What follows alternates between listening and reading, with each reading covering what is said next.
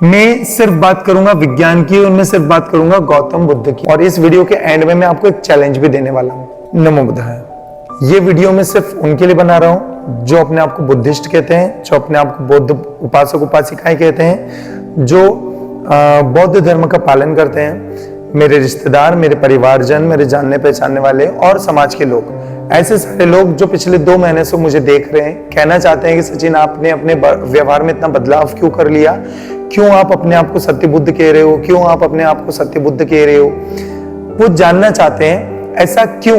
पहले तो आप टीचिंग का काम करते थे, अभी अचानक से ऐसा क्यों हो रहा है। तो मैं आपको बताना चाहूंगा, मैं आपको सारे प्रश्नों के जवाब दूंगा। मैं सिर्फ बात करूंगा विज्ञान की और मैं सिर्फ बात करूंगा गौतम बुद्ध की। अगर मैं इनके आधार पे अगर मैं बात कर रहा हूं तो आपको स्वीकारना पड़ेगा कि नहीं, सचिन ने जो भी बातें करी वो वैज्ञानिक बातें करी है, सचिन ने जो बातें करी वो बौद्ध के सिद्धांतों पे बात करी है, तो आपको स्वीकारना पड़ेगा। ठीक है। और इस वीडियो के एंड में मैं आपको एक चैलेंज भी देने वाला हूं। ठीक है। वो ये कि किसी ने महिला ने मुझसे कहा था कि सचिन आपने दीक्षा कहां से ली सत्य बुद्ध बनने की, क्योंकि बौद्ध धर्म में पहले श्रामणेर बनना पड़ता है, पहले दीक्षा लेना पड़ती है और उसके बाद कोई व्यक्ति चिवर पहन पाता है। तो मैं आपको बता दूं, मैंने दीक्षा लिए स्वयं गौतम बुद्ध से, मैंने दीक्षा लिए अपने अनुभवों से, मैंने दीक्षा लिए अपनी आत्म प्रज्ञा से, मैंने दीक्षा लिए अपने खुद के संघर्षों से। ठीक है।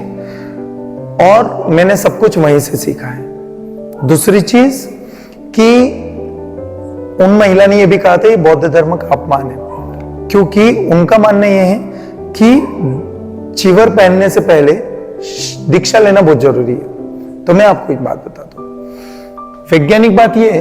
क्या आप मुझे एक बात बताइए, इस दुनिया में जितने भी आपको पेड़ दिखाई देते हैं, क्या यह जरूरी है हर पेड़ को मनुष्य ने अपने हाथों से ही लगाया होगा बीज लगाकर? नहीं। इस दुनिया में अधिकांश पेड़ ऐसे हैं जो स्वयं उग गए हैं। स्वयं फल के बीज गिरे, हवा से गिर गए, हवा से ही मिट्टी से दब गए, प्रकृति ने पानी दिया, हवा से ही सब कुछ हुआ और वो अपने आप उपज गए, अपने आप बढ़े। क्या उस पेड़ को मानव ने अपने हाथ से विधि पूर्वक लगाया था? नहीं, वो स्वयं पैदा हुए। तो क्या जरूरी है कोई व्यक्ति अपना मन निर्मल कर ले, मन पवित्र कर ले, तो क्या उसे जरूरी है उस पवित्र मन वाले व्यक्ति को, निर्मल मन वाले व्यक्ति को अभी भी विधि पूर्वक उसको दीक्षा दिलाई जाने की जरूरत है? नहीं।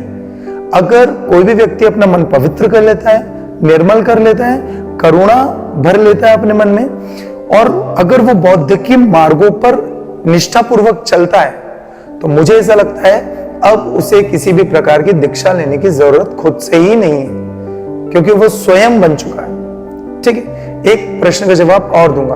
आप मुझे एक बात बताएं कि अगर आपको रोटी बेलना आती है, आपको अगर खाना बनाना आता है, बहुत अच्छे से आता है, आप 10 साल से, 12 साल से, 15 साल से आप रोटी बेल रहे हैं, और अगर मैं आपको इस दौरान अगर आपको मैं कोई किताब दूं और उस किताब में लिखा है कि रोटी बेलने के लिए पहले आप एक कटोरी आटा लीजिए, फिर उसमें आप पानी डालिए, फिर आप उसमें नमक डालिए, फिर आप उस आटे को गूंदिए, फिर आप उसकी लोई बनाइए, फिर आप उसको चकले पर रखकर बेलन से बेलिए, फिर उसकी रोटी बनाइए, फिर आप, अगर मैं ये किताब आपको देता हूं, आपने तो 15 साल से रोटी बना रहे हैं, 20 साल से रोटी बना रहे हैं, अगर मैं आपको ये किताब दूं और कहूं कि इसको पढ़ पढ़कर आप रोटी बनाओ, तो क्या आप उस किताब को पढ़ेंगे?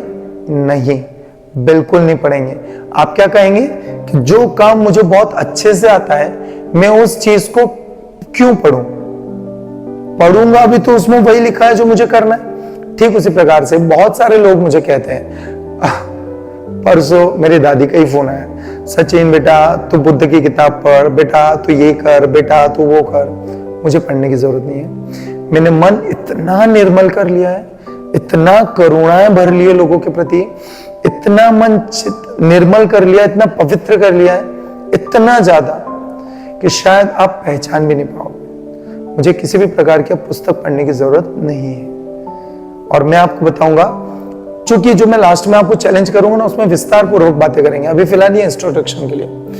दूसरी बात कि सबसे महत्वपूर्ण बात कि आप ये कहना चाहते हैं कि सचिन जी हमें आप ढोंगी लग रहे हैं, हमें आप की बातों पे विश्वास नहीं है, कोई भी व्यक्ति अपने आप को सत्य बुद्धि कैसे कह सकता है।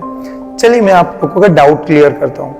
अगर आप लोग चाहते हैं कि सचिन ये पाखंड कर रहा है, ढोंग कर रहा है, या फिर ये ऐसा कर रहा है ना, सचिन टाइम पास कर रहा है या हमारे भावनाओं के साथ खिलवाड़ कर रहा है, मैं आपको एक बात बताऊं, मैं ना सिर्फ आपको बल्कि मैं बौद्ध के समाज के जितने भी लोग हैं सभी को एक चैलेंज देता हूं।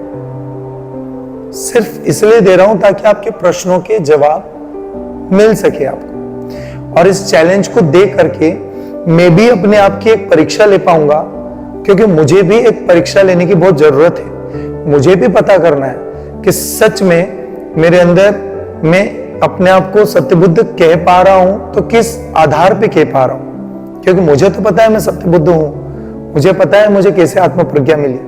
तो एक परीक्षा अपन आयोजित करते हैं आपके माध्यम से, ठीक है।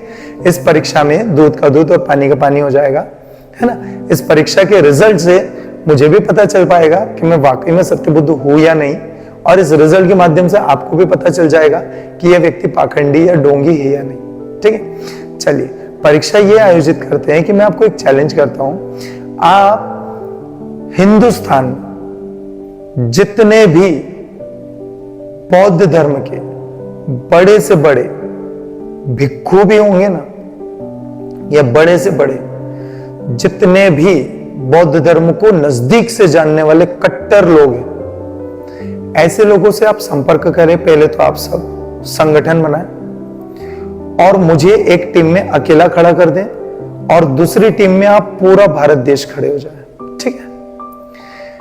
एक डिबेट होगी, हम आपस में बातचीत करेंगे। एक टीम में आप पूरा भारत देश, एक टीम में मैं अकेला।